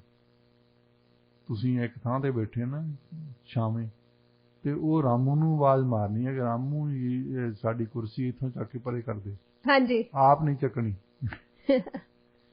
ਸੋ ਇੱਥੇ ਤੁਹਾਨੂੰ ਬੰਦੇ ਦਿਸਣਗੇ ਜਿਹੜੇ ਨੱਠੇ ਫਿਰਦੇ ਆ, ਜਿਹੜੇ ਸਾਈਕਲ ਲੈ ਕੇ ਐਕਚੁਅਲੀ ਜਾਂਦੇ ਆ। ਹੁਣ ਵੈਨਕੂਵਰ 'ਚ ਇਹ ਵੀ ਪ੍ਰੋਬਲਮ ਪਈ ਹੈ ਨਾ, ਜਿਹੜੀ ਟ੍ਰੈਫਿਕ ਦੇ ਪੱਖੋਂ ਹੀ ਦੇਖਦੇ ਆ ਲੋਕੀ ਕਿ ਸਾਡੀਆਂ ਕਾਰਾਂ ਲਈ ਹਰ ਇੱਕ ਥਾਂ ਤੇ ਉਹਨਾਂ ਨੇ ਸਾਈਕਲਿੰਗ ਲਈ ਨਵੀਆਂ ਲੇਨਸ ਬਣਾਈ ਜਾਂਦੇ ਆ, ਪਰ ਉਹਨਾਂ ਤੇ ਵੀ ਪ੍ਰੈਸ਼ਰ ਪੈਂਦਾ ਨਾ ਪਾਲਿਸੀ ਮੇਕਰ ਤੇ। ਬਹੁਤ ਲੋਕੀ ਆ ਜਿਹੜੇ ਸਾਈਕਲ ਤੇ ਜਾਣਾ ਚਾਹੁੰਦੇ ਆ ਕੰਮ ਤੇ। ਹਾਂਜੀ, ਇੱਕ ਤਾਂ ਉਹਨਾਂ ਦੇ ਕੋਈ ਇੰਸ਼ੋਰੈਂਸ ਨਹੀਂ ਆ, ਕੋਈ ਉਹਨਾਂ ਦੀ ਗੈਸ ਨਹੀਂ ਲੱਗਦੀ, ਦੂਸਰਾ ਉਹ ਸਿਹਤਮੰਦ ਹੈ। ਹਾਂਜੀ, ਤੁਸੀਂ ਆਪਣੀ ਐਕਸਰਸਾਈਜ਼ ਵੀ ਤਾਂ ਕਰਨ ਜਾਂਦੇ ਹੀ ਆ ਜੀ। ਤੁਸੀਂ ਜਾਂਦੇ ਆ ਜਿਮ ਨੂੰ, ਜਾਂਦੇ ਆ, ਦੀ ਮੈਂਬਰਸ਼ਿਪ ਲੈਂਦੇ ਆ, ਕੱਪੜੇ ਖਰੀਦਦੇ ਫਿਰਦੇ ਆ। ਹਾਂਜੀ, ਤੇ ਉਹ ਸਾਰਾ $1,000 ਖਰਚ ਕੇ ਜਾਣਾ 2 ਦਿਨ। ਹਾਂਜੀ, ਬਿਲਕੁਲ ਸਹੀ। ਇਹ ਕਮ ਸੇ ਕਮ ਤੁਸੀਂ ਕੰਮ ਤੇ ਜਾਂਦੇ ਆ, ਕੰਮ ਤੋਂ ਆਉਂਦੇ ਆ, ਕਿੰਨੀ ਐਕਸਰਸਾਈਜ਼ ਹੁੰਦੀ ਹੈ। ਔਰ ਸਾਈਕਲਿੰਗ ਦੀ ਐਕਸਰਸਾਈਜ਼ ਹੁੰਦੀ ਵੀ ਸਭ ਤੋਂ ਵਧੀਆ ਹੈ, ਬੈਸਟ ਐਕਸਰਸਾਈਜ਼ ਹੁੰਦੀ ਹੈ ਡਾਕਟਰ ਬੈਸਟ ਸਾਹਿਬ। ਐਕਸਰਸਾਈਜ਼ ਹੈ। ਹਾਂਜੀ। ਤਾਂ ਫਿਰ ਦੇਖੋ ਸਾਡੇ ਹੈਲਥ ਕੈਨੇਡਾ ਐਕਚੁਅਲੀ ਗਾਈਡਲਾਈਨ ਭੇਜਦਾ ਹੈ। ਕਈਆਂ ਲੋਕਾਂ ਨੂੰ ਆਦਤ ਪਈ ਆ ਹੁਣ, ਉਹ ਸੀਰੀਅਸਲੀ ਗਾਈਡਲਾਈਨ ਦੇਖਦੇ ਕਿ ਸਾਨੂੰ ਕੀ ਕੀ ਖਾਣਾ ਚਾਹੀਦਾ, ਕੀ ਨਹੀਂ ਖਾਣਾ ਚਾਹੀਦਾ। ਹਾਂਜੀ। ਤੇ ਉਹ ਖਾਣਾ ਤੁਸੀਂ, ਸਭ ਤੋਂ ਵੱਡੀ ਗੱਲ ਹੈਗੀ ਹੈ, ਤੁਸੀਂ ਪੈਟਰੋਲ ਕਿਹੋ ਜਿਹਾ ਪਾਉਂਦੇ, ਅਨਲੈਂਡਡ ਆਪਣੇ ਅੰਦਰ ਪਾਉਂਦੇ ਆ ਕਿ ਲੈਡਡ ਪਾਉਂਦੇ ਆ? ਜੀ ਬਿਲਕੁਲ ਡਾਕਟਰ ਸਾਹਿਬ। ਹਾਈ ਆਕਟੇਨ ਵਾਲਾ ਖਾਓਗੇ ਤਾਂ ਉਹਦੀ ਮਾਈਲੇਜ ਚੰਗੀ ਮਿਲਣੀ ਹੈ। ਹਾਂਜੀ। ਉਹ ਸਰੀਰ ਚੋਂ ਵੀ ਮਾਈਲੇਜ ਚੰਗੀ ਮਿਲਦੀ ਹੈ। ਤੇ ਅੱਜ ਕੱਲ ਜਿਹੜਾ ਆਈਡੀਆ ਇੱਥੇ ਤਾਈਂ ਆ ਚੁੱਕਾ ਕਿ 100 ਸਾਲ ਤਾਈਂ ਜੀਣਾ ਕੋਈ ਮੁਸ਼ਕਲ ਨਹੀਂ ਹੈ। ਹਾਂਜੀ। ਜੇ ਕੋਈ ਭਿਆਨਕ ਬਿਮਾਰੀ ਨਹੀਂ ਲੱਗਦੀ ਕਿਸੇ ਨੂੰ, ਕੋਈ ਕੈਂਸਰ ਲੱਗ ਜਾਂਦੀ, ਕਿਸੇ ਦਾ ਲਿਵਰ ਜਾਂਦਾ ਲੱਗਦਾ, ਕਿਸੇ ਦਾ ਫੇਫੜੇ ਜਾਂਦੇ ਲੱਗਦੇ ਆ, ਕਿਸੇ ਦੀ ਕਿਡਨੀ ਜਾਂਦੀ ਲੱਗਦੀ ਹੈ, ਜੁਦੀਆਂ ਬਿਮਾਰੀਆਂ ਜੀ। ਪਰ ਜੇ ਕੋਈ ਮੇਜਰ ਬਿਮਾਰੀ ਨਹੀਂ ਹੈ ਕਿਸੇ ਨੂੰ, ਤਾਂ ਉਹ 100 ਸਾਲ ਜੀ ਸਕਦਾ। ਹਾਂਜੀ। ਔਰ ਬਹੁਤ ਲੋਕੀ ਜੀਂਦੇ। ਹਾਂਜੀ। ਡਾਕਟਰ ਸਾਹਿਬ, ਜਿਹੜੀ ਇਹ UN ਦੀ ਰਿਪੋਰਟ ਆ ਉਹਦੇ ਵਿੱਚ ਉਹਨਾਂ ਨੇ ਇਹ ਵੀ ਮੈਂਸ਼ਨ ਕੀਤਾ ਕਿ ਜਿਹੜੀਆਂ ਔਰਤਾਂ ਨੇ ਉਹਨਾਂ ਦਾ ਜਿਹੜਾ ਲਾਈਫ ਸਟਾਈਲ ਆ ਉਹ ਜ਼ਿਆਦਾ ਹੈਲਦੀ ਆ ਐਜ਼ ਕੰਪੇਅਰ ਟੂ ਮਰਦਾਂ ਦੇ। ਫਿਰ ਉਹਨਾਂ ਨੇ ਜਿਹੜੇ ਅੰਕੜੇ ਵੀ ਦਿੱਤੇ ਹੈਗੇ, ਉਹਨਾਂ ਨੇ ਉਹਦੇ 'ਚ ਵੀ ਇਹੀ ਕਿਹਾ ਕਿ ਜਿਹੜੀਆਂ ਹੈਗੀਆਂ ਨੇ 82 ਤੋਂ 75% ਔਰਤਾਂ ਜਿਹੜੀਆਂ ਨੇ ਉਹ ਜ਼ਿਆਦਾ ਸਿਹਤਮੰਦ ਨੇ ਪੁਰਸ਼ਾਂ ਦੇ ਮੁਕਾਬਲੇ 'ਚ। ਇੱਕ ਤਾਂ ਔਰਤਾਂ ਦਾ ਇਹ ਵੀ ਆ ਕਿ ਉਹ ਖੁਦ ਬਣਾ ਸਕਦੀਆਂ, ਖਾਣ ਲਈ ਬਣਾ ਲੈਂਦੀਆਂ। ਜ਼ਿਆਦਾ ਔਰਤਾਂ ਨੂੰ ਜਾਂ ਕਹਿ ਲਓ ਪਹਿਲਾਂ ਤੋਂ ਆਦਤ ਪਾਈ ਆ ਕਿ ਉਹ ਆਪਣਾ ਜਿਹੜਾ ਘਰ ਦਾ ਬਣਾ ਕੇ ਖਾਂਦਾ ਨਾ, ਉਹ ਇੱਕ ਲੰਬੀ ਉਮਰ ਦੀ ਰੈਸਪੀ ਆ। ਵੈਸੇ ਡਾਕਟਰ ਸਾਹਿਬ ਹੁਣ ਤਾਂ ਮਰਦਾਂ ਨੂੰ ਵੀ ਬਹੁਤ ਸ਼ੌਂਕ ਆ ਕੁਕਿੰਗ ਦਾ, ਜੇ ਆਪਾਂ ਦੇਖਦੇ ਹਾਂ ਸਮੇਂ ਦੇ ਨਾਲ ਨਾਲ ਚੇਂਜ ਹੋਇਆ ਕਾਫੀ ਕੁਛ। ਥੋੜੇ ਜਿਹਾ ਨੂੰ ਤਾਂ ਹੈ, ਹਾਂਜੀ, ਪਰ ਅਜੇ ਵੀ ਨੱਠਦੇ ਆ ਵੀ ਚਲੋ ਕੋਈ ਫਾਸਟ ਫੂਡ ਚੱਕ ਲਈਏ, ਫਲਾਨਾ ਚੱਕ ਲਈਏ, ਉਹ ਸੌਖਾ ਤਰੀਕਾ ਲੱਭਦੇ ਫਿਰਦੇ ਆ। ਹਾਂਜੀ ਹਾਂਜੀ। ਤੇ ਜਿਹੜਾ ਘਰ ਕੁਕਿੰਗ ਦਾ ਵੀ ਹੁੰਦਾ, ਬਹੁਤੇ ਮਰਦ ਮੈਂ ਦੇਖੇ ਆ ਕਿ ਫਰੋਜ਼ਨ ਮੀਲ ਲੈ ਆਉਂਦੇ ਆ, ਉਹ ਫਰੋਜ਼ਨ ਮੀਲ ਨੂੰ ਤੱਤਾ ਕਰ ਲੈਂਦੇ ਬਸ। ਹਾਂਜੀ। ਅਵਨ ਦੇ ਵਿੱਚ। ਤੇ ਉਹਦੀ ਜਿਹੜੀ ਕੁਆਲਿਟੀ ਮੀਟ ਦੀ, ਕੁਆਲਿਟੀ ਖਾਣੇ ਦੀ ਉਹ ਨਹੀਂ ਹੁੰਦੀ ਜਿਹੜੀ ਤੁਸੀਂ ਫਰੈਸ਼ ਬਣਾਉਂਦੇ। ਹਾਂਜੀ, ਫਰਕ ਤਾਂ ਹੁੰਦਾ ਡਾਕਟਰ ਸਾਹਿਬ ਬਹੁਤ ਜ਼ਿਆਦਾ। ਸੋ ਇਸ ਕਰਕੇ ਮਰਦਾਂ ਦੀ ਐਵਰੇਜ ਏਜ ਕਮ ਸੇ ਕਮ ਔਰਤਾਂ ਦੇ ਮੁਕਾਬਲੇ ਘੱਟ ਹੈ। ਹਾਂਜੀ। ਡਾਕਟਰ ਸਾਹਿਬ, ਰੁੱਖ ਕਰਦੇ ਹਾਂ ਹੁਣ ਅਗਲੀ ਖਬਰ ਵੱਲ। US ਰੈਪਰੈਜ਼ੈਂਟੇਟਿਵ ਪ੍ਰੋਮਿਲਾ ਜੈਪਾਲ ਨੂੰ ਮਾਰਨ ਦੀ ਧਮਕੀ ਦੇ ਸ਼ੱਕ ਵਿੱਚ ਇੱਕ ਸਿਆਟਲ ਨਿਵਾਸੀ ਨੂੰ ਗ੍ਰਿਫਤਾਰ ਕੀਤਾ ਗਿਆ। ਪਹਿਲਾਂ ਆਪਣੇ ਸਰੋਤਿਆਂ ਨੂੰ ਪੂਰਾ ਮਸਲਾ ਦੱਸੋ ਕਿ ਪੂਰਾ ਮਾਮਲਾ ਹੈ ਕੀ? ਲੱਗਦਾ ਇਹ ਨਸਲਵਾਦੀ ਇੱਕ ਹਮਲਾ ਕਰਨ ਦੀ ਕੋਈ ਵੀ ਧਮਕੀ ਹੈ। ਸਭ ਤੋਂ ਪਹਿਲਾਂ ਤਾਂ ਜਿਹੜੀ ਜੈਪਾਲ ਹੈ ਨਾ, ਇਹ ਮੇਰਾ ਖਿਆਲ ਕੈਂਟ ਦੇ ਇਲਾਕੇ ਦੇ ਵਿੱਚੋਂ, ਸਿਆਟਲ ਦੇ ਵਿੱਚੋਂ ਚੁਣੇ ਗਏ। ਹਾਂਜੀ। ਇਹ ਭਾਰਤੀ ਮੂਲ ਦੇ ਹੈ, ਔਰ ਪਹਿਲੀ ਭਾਰਤੀ ਮੂਲ ਦੀ ਔਰਤ ਹੈ ਜਿਹੜੀ ਕਾਂਗਰਸ ਦੇ ਵਿੱਚ ਗਈ ਸੀ। ਤੇ ਸਭ ਤੋਂ ਪਹਿਲਾ ਭਾਰਤੀ ਮੂਲ ਦਾ ਬੰਦਾ ਸੀ ਦਲੀਪ ਸਿੰਘ ਸੌਂਦ, ਆਪਣੇ ਅੰਮ੍ਰਿਤਸਰ ਦਾ। ਹਾਂਜੀ। ਤੇ ਉੱਥੇ ਕਿਉਂਕਿ ਜਿੱਦਾਂ ਸਾਡੇ MLA MPs ਬਣਨਾ ਥੋੜਾ ਜਿਹਾ ਸੌਖਾ ਆ, ਕਿਉਂਕਿ ਨੋਮੀਨੇਸ਼ਨ ਜ਼ਿਆਦਾ ਔਖੀ ਨਹੀਂ। ਆਪਣੇ ਤੁਸੀਂ ਜਿਨ੍ਹਾਂ ਬੰਦਿਆਂ ਨੂੰ ਜ਼ਿਆਦਾ ਬੰਦੇ ਜਾਣਦੇ ਆ ਉਹ ਲੈ ਕੇ ਚੱਲ ਜਾਂਦੇ ਆ, ਤਾਂ ਉਹ ਉਹਨਾਂ ਦੇ ਹੱਕ 'ਚ ਵੋਟ ਪਾਉਂਦੇ। ਇੱਥੇ ਜਿਹੜੀ ਨੋਮੀਨੇਸ਼ਨ ਹੁੰਦੀ ਹੈ US ਦੇ ਵਿੱਚ, ਇਹਦੇ ਵਿੱਚ ਤੁਹਾਨੂੰ ਪਾਰਟੀ ਦੇ ਨਾਲ ਐਕਟਿਵ ਹੋਣਾ ਪੈਂਦਾ ਕਾਫੀ, ਕਈ ਗਰੁੱਪਸ ਦੇ ਨਾਲ, ਕਿਉਂਕਿ ਆਮ ਲੋਕਾਂ ਨੂੰ ਜਿਨ੍ਹਾਂ ਨੇ ਰਜਿਸਟਰ ਕੀਤਾ ਆਪਣੇ ਆਪ ਨੂੰ ਡੈਮੋਕ੍ਰੈਟਸ ਜਾਂ ਰਿਪਬਲਿਕਨ, ਉਹਨਾਂ ਨੂੰ ਹੀ ਹੱਕ ਹੁੰਦਾ ਜਿੰਨੇ ਹੀ ਵੋਟਰ ਆ ਉਸ ਇਲਾਕੇ ਦੇ, ਉਹਨਾਂ ਦੇ ਵਿੱਚੋਂ ਪਰਸੈਂਟੇਜ ਲੈਣੀ ਬੜੀ ਔਖੀ ਹੈ। ਉਹ ਨੋਮੀਨੇਸ਼ਨ ਜਿਹੜੀ ਇੱਥੇ ਲੈ ਕੇ ਜਾਂਦੇ ਨਾ, 100 ਬੰਦਾ ਲੈ ਗਿਆ, 200 ਬੰਦਾ ਲੈ ਗਿਆ, ਉਹ ਉੱਥੇ ਵਾਲਾ ਕੰਮ ਹੈ ਨਹੀਂ।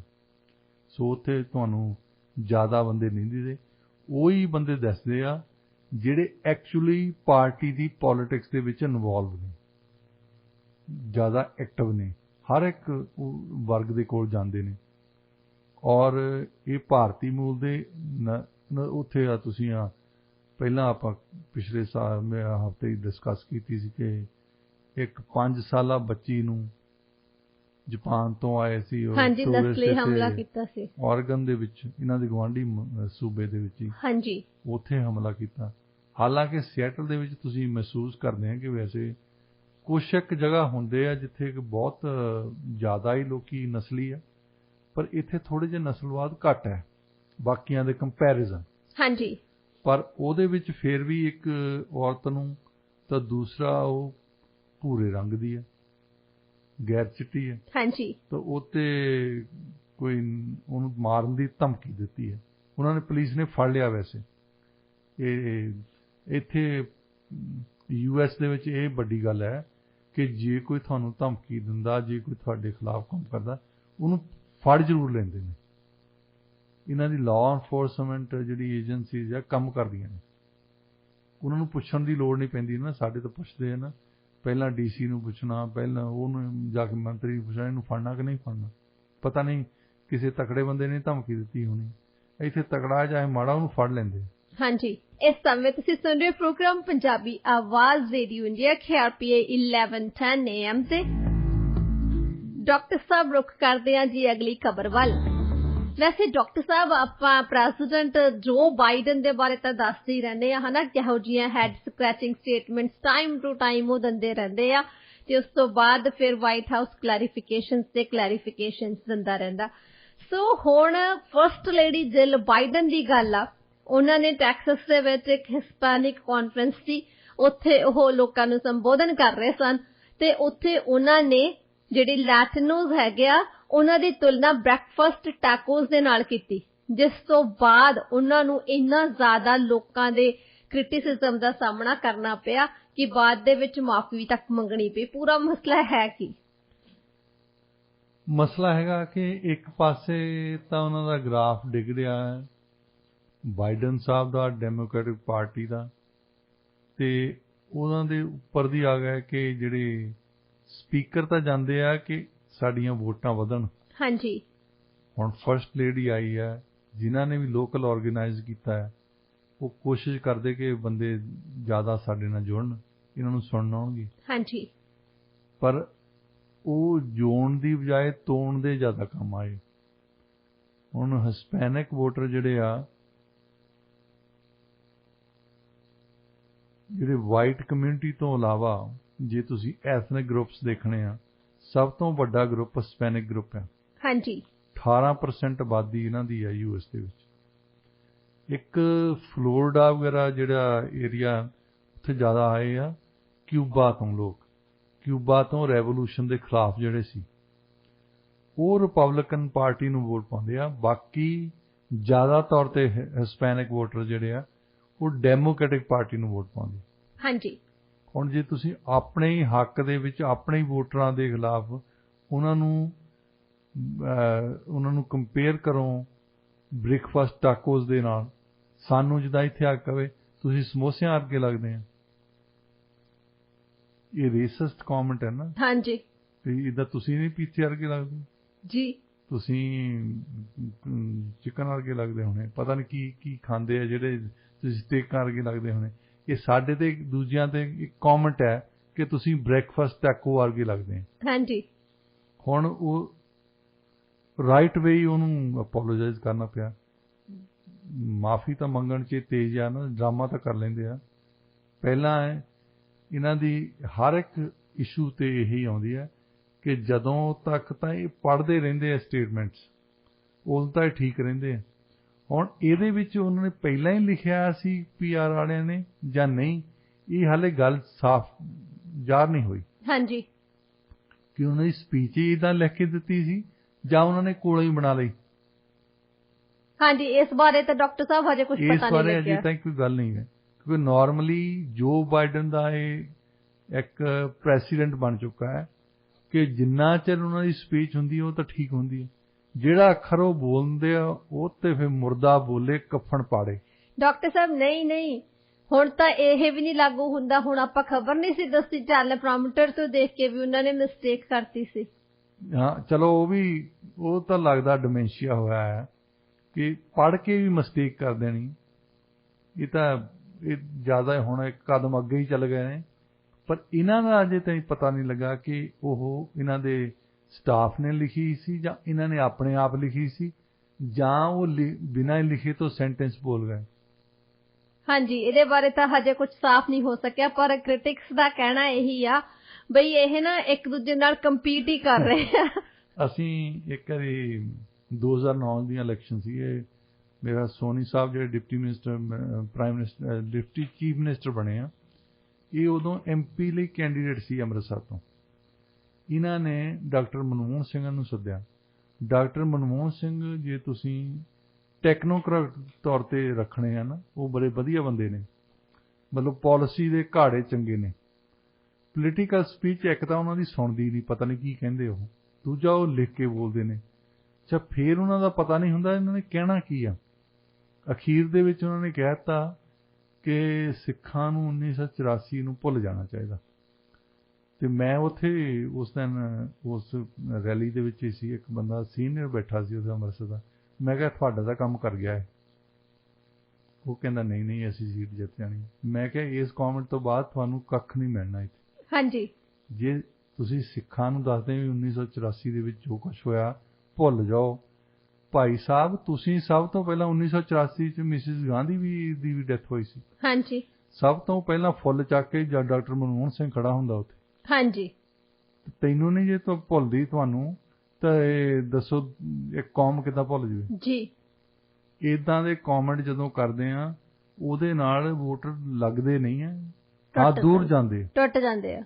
ਹਿਸਪੈਨਿਕ ਵੋਟਰਾਂ ਨੂੰ ਜੇ ਤੁਸੀਂ ਇਸ ਤਰ੍ਹਾਂ ਦੇ ਨਸਲਵਾਦੀ ਕਮੈਂਟ ਦਿੰਦੇ ਆ ਨਾ, ਹੋ ਸਕਦਾ ਉਹ ਰਿਪਬਲਿਕਨ ਪਾਰਟੀ ਨੂੰ ਨਾ ਵੋਟ ਹਜੇ ਵੀ ਪਾਉਣ, ਪਰ ਇਹਦੇ ਵਿੱਚ 3 ਚੁਆਇਸਸ ਹੁੰਦੀਆਂ। ਇੱਕ ਤਾਂ ਹੈਗੀ ਹੈ ਤੁਹਾਨੂੰ ਡੈਮੋਕ੍ਰੈਟਿਕ ਪਾਰਟੀ ਨੂੰ ਵੋਟ ਪਾਉਣ, ਦੂਸਰਾ ਹੈਗਾ ਰਿਪਬਲਿਕਨ ਪਾਰਟੀ ਨੂੰ ਵੋਟ ਪਾਉਣ, ਤੀਸਰੀ ਚੁਆਇਸ ਇਹ ਹੁੰਦੀ ਘਰੇ ਬੈਠੇ ਰਹਿਣ। ਹਾਂਜੀ, ਬਹੁਤੇ ਬੰਦੇ ਇਸ ਕਰਦੇ ਆ ਕਿ ਰਿਪਬਲਿਕਨ ਪਾਰਟੀ ਨੂੰ ਅਸੀਂ ਤਾਂ ਨਹੀਂ ਪਾਉਣੀ ਕਿ ਉਹ ਸਾਡੇ ਖਿਲਾਫ ਹੁੰਦੇ ਆ, ਡੈਮੋਕ੍ਰੈਟਿਕ ਪਾਰਟੀ ਨੂੰ ਤਾਂ ਨਹੀਂ ਪਾਉਣੀ ਕਿ ਇਹ ਸਾਡਾ ਮਜ਼ਾਕ ਉਡਾਉਂਦੇ ਆ, ਤੇ ਤੀਸਰੀ ਆਪਸ਼ਨ ਇਹ ਹੀ ਆ ਵੀ ਘਰੇ ਬੈਠੇ ਰਹਿਣ। ਸੋ ਜੇ ਹਿਸਪੈਨਿਕ ਵੋਟਰ ਵੀ ਘਰ ਬੈਠੇ ਰਹੇ ਤੇ ਫੇਰ ਤਾਂ ਇਹਨਾਂ ਦੀ ਹਾਰ ਜਿਹੜੀ ਆ ਦੋਨਾਂ ਹੀ ਸਦਨਾਂ ਦੇ ਵਿੱਚ ਉਹ ਯਕੀਨੀ ਹੋ ਜਾਣੀ। ਹਾਂਜੀ, 100%, ਕਿਉਂਕਿ 18% ਬਹੁਤ ਵੱਡਾ ਗਰੁੱਪ ਹੈ ਜੀ। ਬਿਲਕੁਲ ਡਾਕਟਰ ਉਸ ਸਾਹਿਬ। ਤੋਂ ਦੂਸਰਾ ਗਰੁੱਪ ਹੈਗਾ 13% ਕੋਈ ਕਾਲੇ ਆ। ਹਾਂਜੀ ਡਾਕਟਰ ਸਾਹਿਬ, ਹੁਣ ਰੁਖ ਕਰਦੇ ਹਾਂ ਅਗਲੀ ਖਬਰ ਵੱਲ। ਸ਼੍ਰੀਲੰਕਾ ਦੇ ਵਿੱਚ ਆਰਥਿਕ ਤੇ ਸਿਆਸੀ ਸੰਕਟ ਜਿਹੜਾ ਡਾਕਟਰ ਸਾਹਿਬ, ਉਹਦੇ ਬਾਰੇ ਤੁਸੀਂ ਕੀ ਕਹਿਣਾ ਚਾਹੋਗੇ? ਹਾਲਾਤ ਬਦ ਤੋਂ ਬੱਤਰ ਹੋ ਚੁੱਕੇ ਆ। ਦੇਖੋ, ਇੱਕ ਤਾਂ ਇਹਦੇ ਵਿੱਚ ਜਿਹੜੀ ਪਾਪੂਲਿਸਟ ਪੋਲਿਟਿਕਸ ਹੈ ਨਾ, ਉਹਨੇ ਕਿਸੇ ਨਾ ਕਿਸੇ ਤਰ੍ਹਾਂ ਡਿਜ਼ਾਸਟਰ ਲਿਆਉਣਾ ਹੀ ਹੈ।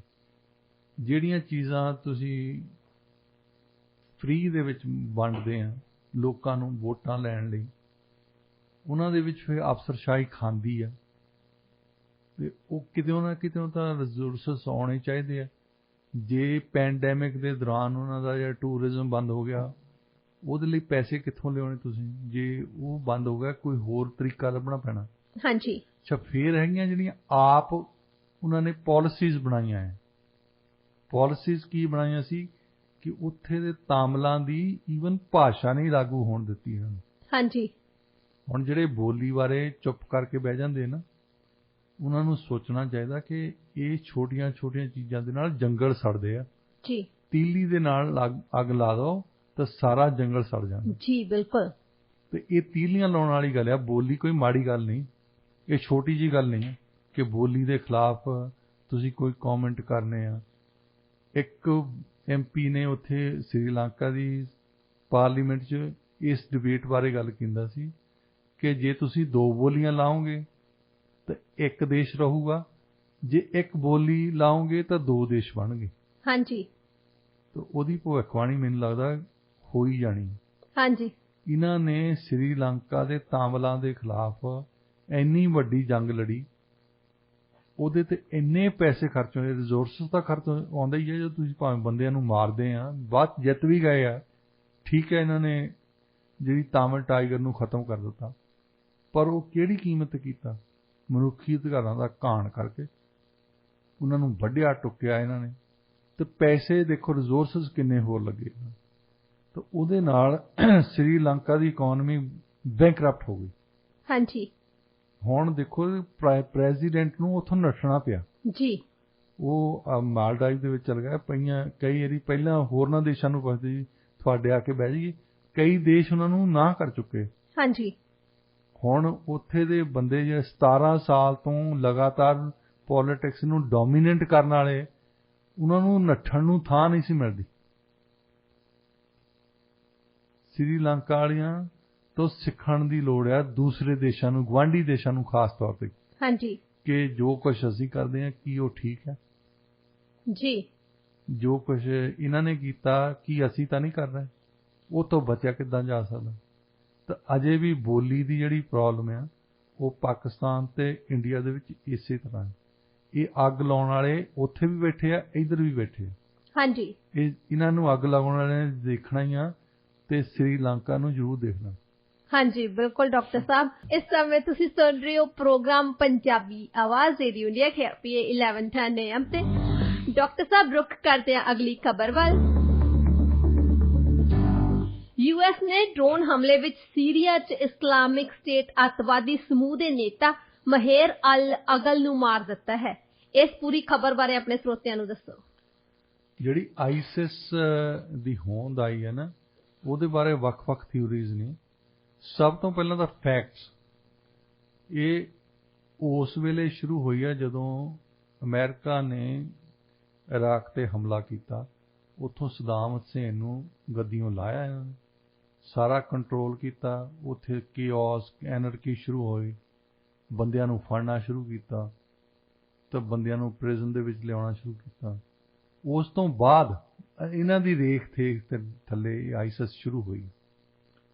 ਹੁਣ ਆਈਸਿਸ ਦੇ ਜਿਹੜੇ ਐਲ ਬਗਦਾਦੀ ਆ, ਇਹਨਾਂ ਦੀ ਅਮਰੀਕਨ ਦੀ ਜਿਹੜੀ ਥਿਊਰੀ ਆ, ਜਿਹੜੀ ਸਰਕਾਰ ਦੇ ਰਹੀ ਹੈ, ਇਹ ਕਹਿੰਦੇ ਕਿ ਸਾਡੀ ਗਲਤੀ ਹੋ ਗਈ ਕਿ ਅਸੀਂ ਇਸਲਾਮਿਕ ਫੰਡਾਮੈਂਟਲਿਸਟ ਜਿਹਨਾਂ ਨੂੰ ਕਹਿੰਦੇ ਆ, ਸਾਰੇ ਇਰਾਕ ਦੇ ਵਿੱਚੋਂ ਜਦੋਂ ਫੜ ਕੇ ਲਿਆਉਂਦੇ ਸੀ ਨਾ, ਤਾਂ ਅਸੀਂ ਇੱਕ ਕੈਂਪ ਦੇ ਵਿੱਚ ਉਹਨਾਂ ਨੂੰ ਰੱਖੀ ਜਾਂਦੇ ਸੀ, ਜਿਹੜੀ ਕਿ ਠੀਕ ਗੱਲ ਆ ਉਹਦਾ।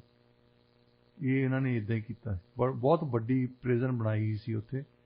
ਤੇ ਸਾਰੇ ਹੀ ਉਹ ਕਹਿੰਦੇ ਕਿ ਉੱਥੇ ਜਦੋਂ ਅਸੀਂ ਪ੍ਰਿਜ਼ਨਰਸ ਨੂੰ, ਇਸਲਾਮਿਕ ਫੰਡਾਮੈਂਟਲਿਸਟ ਨੂੰ ਇੱਕ ਜਗ੍ਹਾ ਤੇ ਲੈ ਆਂਦਾ ਨਾ, ਉਹਨਾਂ ਦੇ ਲਿੰਕ ਬਣ ਗਏ ਇੱਕ ਦੂਜੇ ਨਾਲ। ਜਿੱਦਾਂ ਅਸੀਂ ਗੱਲ ਕਰਦੇ ਨਾ, ਜੇਲ੍ਹ 'ਚ ਲੋਕੀ ਜਾਂਦੇ ਆ, ਜੇਲ੍ਹ 'ਚੋਂ 4 ਲਿੰਕ ਹੋਰ ਲੈ ਕੇ ਆਉਂਦੇ ਆ।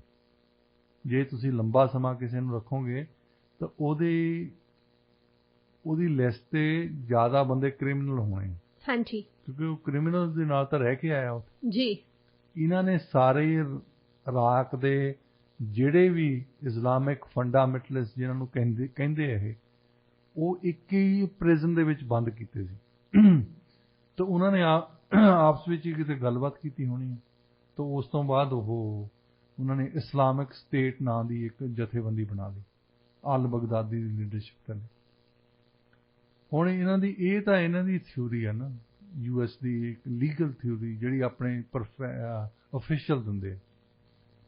ਕਈ ਬੰਦੇ ਕਹਿੰਦੇ ਕਿ ਅਲ ਕਾਇਦਾ ਜਿਹੜੀ ਆ ਥ੍ਰੈਟ ਬਣ ਚੁੱਕੀ ਸੀ ਉਸ ਵੇਲੇ ਅਮਰੀਕਨ ਫੋਰਨ ਪਾਲਿਸੀ ਨੂੰ, ਜਿਹੜੀ ਕਿ ਉਸਾਮਾ ਬਿਨ ਲਾਦਨ ਦੇ ਅੰਡਰ ਸੀ। ਉਹਦੇ ਖਿਲਾਫ ਇੱਕ ਇਸਲਾਮਿਕ ਕੋਈ ਜਥੇਬੰਦੀ ਖੜੀ ਕਰਨੀ ਚਾਹੁੰਦੇ ਸੀ, ਜਿੱਦਾਂ ਪੰਜਾਬ ਦੇ ਵਿੱਚ ਨਹੀਂ ਕਾਂਗਰਸ ਪਾਰਟੀ ਨੇ ਖੜੀ ਕਰਦੇ ਸੀ ਅਕਾਲੀ ਦਲ ਦੇ ਖਿਲਾਫ। ਕੋਈ ਇੱਦਾਂ ਦੇ ਫੰਡਾਮੈਂਟਲਿਸਟ ਬੰਦਿਆਂ ਨੂੰ ਲਿਆਓ ਜਿਹੜੇ ਕਿ ਉਹਨਾਂ ਤੋਂ ਵੀ ਜ਼ਿਆਦਾ ਇੱਕ ਲੱਤ ਉੱਤੇ ਰੱਖ ਕੇ ਕਹਿਣ ਕਿ ਅਸੀਂ ਜ਼ਿਆਦਾ ਸਿੱਖ ਤਕੜੇ ਹਾਂ, ਅਸੀਂ ਜ਼ਿਆਦਾ ਅੰਦੋਲਨਕਾਰੀ ਹਾਂ, ਅਸੀਂ ਜ਼ਿਆਦਾ ਵੱਡੇ ਹਾਂ। ਮਤਲਬ ਉਹ ਇਸ ਤਰ੍ਹਾਂ ਤਰੀਕੇ ਦੀ ਕੋਈ ਜਥੇਬੰਦੀ ਹੋਵੇ ਜਿਹੜੀ ਅਲ ਕਾਇਦਾ ਨੂੰ ਵੀ ਪਿੱਛੇ ਛੱਡ ਜਾਵੇ, ਜਿਹੜੀ ਕਿ ਇਹ ਕਵੇ ਅਮਰੀਕਾ ਸਾਡਾ ਦੁਸ਼ਮਣ ਆ, ਇੰਗਲੈਂਡ ਸਾਡਾ ਦੁਸ਼ਮਣ ਆ। ਜੇ ਅਲ ਕਾਇਦਾ ਵਾਲੇ ਇੱਕ ਮਾੜੀ ਜਿਹੀ ਗੱਲ ਕਰਦੇ ਆ, ਉਹ 2 ਕਰਨ। ਹਾਂਜੀ, ਅੱਛਾ, ਇਹ ਕਾਮਯਾਬ ਹੋ ਗਏ ਆਈਸਿਸ ਨੂੰ ਬਣਾਉਣ ਦੇ ਵਿੱਚ। ਆਈਸਿਸ ਵਾਲਿਆਂ ਦੀ ਮੀਟਿੰਗ ਹੋਈ ਅਲ ਕਾਇਦਾ ਦੇ ਅਧਿਕਾਰੀਆਂ ਦੇ ਨਾਲ। ਇਹਨਾਂ ਨੇ ਉਹਨਾਂ ਦੇ ਨਾਲ ਗੱਲ ਕੀਤੀ ਸੀ ਵੀ ਅਸੀਂ ਕੁਛ ਆਪਰੇਸ਼ਨ ਜੁਆਇੰਟ ਕਰ ਸਕਦੇ ਹਾਂ। ਉਦੋਂ ਉਸਾਮਾ ਬਿਨ ਲਾਦਨ ਹਾਲੇ ਜਿੰਦਾ ਸੀ। ਉਹਨੇ ਉਸਾਮਾ ਬਿਨ ਲਾਦਨ ਨੇ ਕਿਹਾ ਕਿ ਤੁਹਾਡੀ ਜਿਹੜੀ ਪਾਲਿਸੀ ਹੈ ਨਾ, ਸ਼ੀਆ ਮੁਸਲਮਾਨ ਨੂੰ ਮਾਰਦੇ ਆ ਤੁਸੀਂ, ਇਹ ਗਲਤ ਹੈ। ਇਹ ਗਲਤ, ਉਹ ਵੀ ਆਪਣੇ ਆਪ ਵੀ ਉਹ ਸ਼ੀਆ ਮੁਸਲਮਾਨਾਂ ਦੇ ਖਿਲਾਫ ਹੀ ਸੀ। ਸ਼ੀਆ ਮੁਸਲਮਾਨਾਂ ਨੂੰ ਇੱਦਾਂ ਸਮਝਦੇ ਆ ਕਿ ਇਹ ਇਸਲਾਮ ਦਾ ਹਿੱਸਾ ਨਹੀਂ, ਇਹ ਸਾਡੇ ਖਿਲਾਫ ਹੈ। ਜਿਹੜੀ ਇਸਲਾਮ ਦੀ ਅਸਲੀ ਸ਼ੁਰਾ ਆ ਉਹ ਸੁੰਨੀ ਆ, ਜਿਹੜਾ ਟ੍ਰੈਡੀਸ਼ਨ ਜਿਹਨੂੰ ਕਿਹਾ ਜਾਂਦਾ, ਰਵਾਇਤ ਆ। ਤੇ ਸ਼ੀਆ ਨੇ ਸਾਡੇ ਤੋਂ ਵੱਖ ਹੋ ਕੇ, ਇਸਲਾਮ ਦੀ ਧਾਰਨਾ ਤੋਂ ਵੱਖ ਹੋ ਕੇ ਆਪਣਾ ਸੈਕਟ ਬਣਾਇਆ। ਸੋ ਉਹ ਵੀ ਖਿਲਾਫ ਸੀ। ਵੈਸੇ ਉਹਨੇ ਇਹਨਾਂ ਨੂੰ, ਆਈਸਿਸ ਨੂੰ ਇਹ ਕਿਹਾ, ਅਲ ਬਗਦਾਦੀ ਨੂੰ ਸੁਨੇਹਾ ਭੇਜਿਆ ਕਿ ਤੁਸੀਂ ਸ਼ੀਆ ਨੂੰ ਮਾਰਨੋਂ ਬੰਦ ਕਰੋ, ਇਹ ਭਰਾ ਮਾਰ ਲੜਾਈ ਹੈ। ਵੈਸੇ ਅਸੀਂ ਭਾਵੇਂ ਉਹਨਾਂ ਨਾਲ ਨਾ ਵੀ ਸਹਿਮਤ ਹੋਈਏ, ਪਰ ਫਿਰ ਵੀ ਉਹ ਮੁਸਲਮਾਨ ਤਾਂ ਹੈ ਨਾ, ਇਸਲਾਮਿਕ ਸਟੇਟ ਨੂੰ ਮੰਨਦੇ ਆ, ਹਜ਼ਰਤ ਸਾਹਿਬ ਨੂੰ ਮੰਨਦੇ ਆ। ਇੰਨੀਆਂ ਗੱਲਾਂ ਤਾਂ ਸਾਡੀਆਂ ਕਾਮਨ ਆ। ਸਾਡਾ ਜਿਹੜਾ ਦੁਸ਼ਮਣ ਹੋਣਾ ਚਾਹੀਦਾ ਅਮਰੀਕਾ ਹੋਣਾ ਚਾਹੀਦਾ। ਇਹਨਾਂ ਨੇ ਉਹਨਾਂ ਦੀ ਗੱਲ ਨਹੀਂ ਮੰਨੀ ਕਦੇ ਵੀ ਆਈਸਿਸ ਨੇ। ਹੁਣ ਵੀ ਦੇਖਿਆ ਜਾਵੇ ਤਾਂ ਈਵਨ ਅਫਗਾਨਿਸਤਾਨ ਦੇ ਵਿੱਚ ਜਿਹੜੀ ਫੰਡਾਮੈਂਟਲਿਸਟ ਆਰਗੇਨਾਈਜੇਸ਼ਨ ਨੂੰ ਰੌਲਾ ਪਾਉਂਦੇ ਸੀ ਦੁਨੀਆ ਭਰ 'ਚ, ਉਹ ਤਾਂ ਪਾਵਰ 'ਚ ਆ ਗਈ ਤਾਲਿਬਾਨ। ਇਹ ਤਾਲਿਬਾਨ ਤੋਂ ਵੀ ਵੱਧ 2 ਕਦਮਾਂ ਅੱਗੇ ਜਾ ਕੇ ਕਹਿੰਦੇ ਅਸੀਂ ਤੁਹਾਡੇ ਨਾਲੋਂ ਜ਼ਿਆਦਾ ਵਧੀਆ ਫੰਡਾਮੈਂਟਲਿਸਟ। ਇਹ ਜਿੰਨੇ ਹਮਲੇ ਕਰਦੇ, ਜਿੱਦਾਂ ਗੁਰਦੁਆਰੇ ਤੇ ਹਮਲਾ ਕੀਤਾ ਸੀ, ਉੱਥੇ ਸਿੰਘ ਮਾਰੇ ਤੋਂ, ਇਹ ਆਈਸਿਸ ਨੇ ਕਰਵਾਇਆ ਸੀ। ਆਈਸਿਸ ਨੂੰ ਕੌਣ ਵਰਤ ਰਿਹਾ ਆ? ਕਿ ਉਹ ਆਪਣੇ ਆਪ ਸੱਚੀ ਮੁੱਚੀ ਇਸਲਾਮਿਕ ਸਟੇਟ ਬਣਾਉਣਾ ਚਾਹੁੰਦੇ ਆ, ਜਾਂ ਉਹ ਕਿਸੇ ਦਾ ਹੱਥ ਕੰਡਾ ਆ। ਇੱਕ ਸੀਰੀਆ ਦੇ ਵਿੱਚ ਪਹਿਲਾਂ ਇਹਨਾਂ ਨੇ ਉਤਸ਼ਾਹਿਤ ਕੀਤਾ ਆਈਸਿਸ ਨੂੰ, ਹੋਰ ਇਸਲਾਮਿਕ ਜਥੇਬੰਦੀਆਂ ਨੂੰ, ਕਿਉਂਕਿ ਸੀਰੀਆ ਦੀ ਸਰਕਾਰ ਪ੍ਰੋ ਰਸ਼ੀਅਨ ਹੈ। ਰਸ਼ੀਆ ਵਾਲਿਆਂ ਦਾ ਸਿਰਫ ਇੱਕ ਹੀ ਨੇਵੀ ਦਾ ਅੱਡਾ ਆ ਉੱਥੇ ਮਿਡਲ ਈਸਟ ਦੇ ਵਿੱਚ, ਉਹ ਸੀਰੀਆ ਦੇ ਵਿੱਚ। ਇਸ ਕਰਕੇ ਇਹਨਾਂ ਨੇ ਕੋਈ ਜਥੇਬੰਦੀਆਂ ਚਾਹੁੰਦੇ ਸੀ ਕਿ ਉਹ ਜਥੇਬੰਦੀਆਂ ਕ੍ਰੀਏਟ ਇੱਦਾਂ ਹੋਣ ਕਿ ਆਪਸ ਵਿੱਚ ਹੀ ਲੜਨਾ ਸ਼ੁਰੂ ਕਰਨ।